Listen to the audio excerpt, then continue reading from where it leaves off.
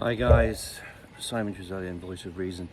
Thank you so much for all the support from my video yesterday on Peanut and Fred, and we've just topped I think 102,000 views and a whole bunch of likes, so thank you from the bottom of my heart for that type of support, because we do need to get this type of message out there.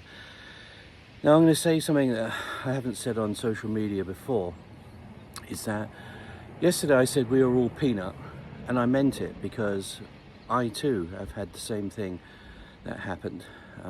One of the three-letter agencies, on the basis of a false narrative and a false accusation from my ex, came into my house, destroyed my life, destroyed my house, stole my dog, and actually gave it to my ex.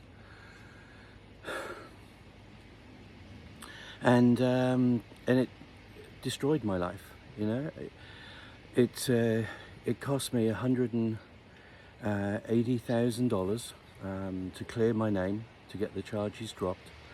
It took a year of my life to do that. So when I see these things happen and I see the injustices, now I'm a former Special Forces guy, all right, for the British. I was a highly decorated warrant officer of 20 years service.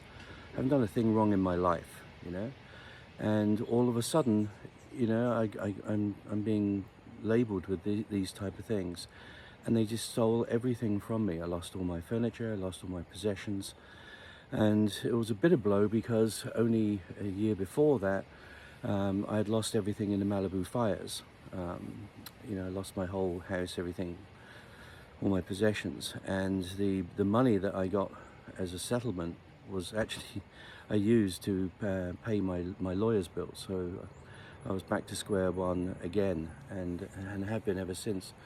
So I really would engage you to look up the GoFundMe for Peanut's dad, because I think if we can get this sanctuary funded and he can get his licenses, then, you know, then Peanut's life would not have been in vain, you know, and Fred, you know, and I think that would be a very, very useful thing. A lot of the comments were saying, well, somebody should do something. Well, the fact is that you're somebody.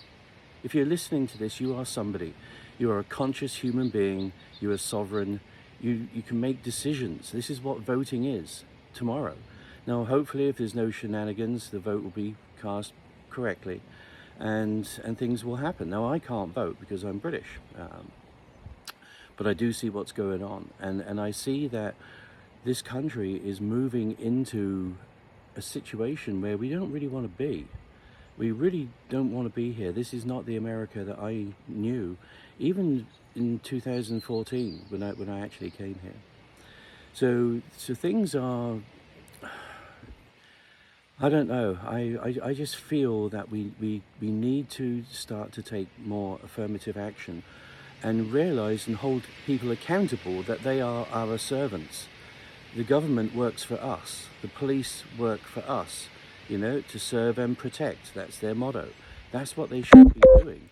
And they should not be looking at us, and they should not be acting as an occupying force. They should not be looking at us as subjects. You know, they should be looking at us as citizens and treating us with that type of respect. And I think because there is no accountability, people are just running roughshod over the Constitution. They're running roughshod over the law. We're seeing this on the southern border. We're seeing this with our sanctuary cities. And it's a grave mistake, I feel, because at some point, the people that just want to be left alone will do something about it. And I think it would be a real sad situation for that to come into being. When I came over to America, what I liked about America was there was this melting pot of all different races and religions and people that had decided to create, you know, a more perfect union, right? And those people looked upon themselves as Americans. I fought alongside Americans, you know, in a number of conflicts. And that's the one thing I really found that was amazing about America, is that, you know, you had blacks, Hispanics, you had Native Americans, you had white Caucasians, you had everybody. And they all wore the same uniform, and they all wore the same flag on their shoulders, and they were proud to do that.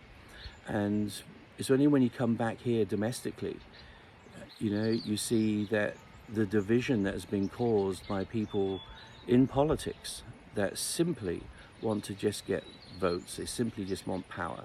They don't like you. You're never going to meet them. You know, you're never going to invite them round for dinner. You know, they would never invite you round for dinner.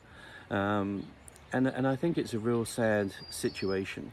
And, you know, perhaps we do need something to align us and to get us back to, you know, how we are and how we should be, which is living in that, you know, perfect harmony, recognizing and respecting people's views, people's skin color, people's sexual orientation. You know, I mean, people just want to be left alone to live their life. Isn't that what it's all about? You know, life, liberty, and the pursuit of happiness. Well, right now, our lives are being threatened. Certainly, our liberty is being threatened. And are we really happy? Really? When we go to the grocery store, when we fill up the car, when we just look at the news, when our neighbors are doing stuff and pulling up signs, are we really happy?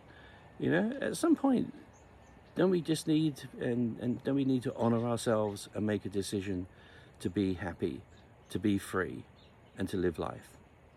That's all I got for you today, guys. So if you know, please, you know, like and join me. I'm gonna have a lot more to say, but yeah, let's make this right.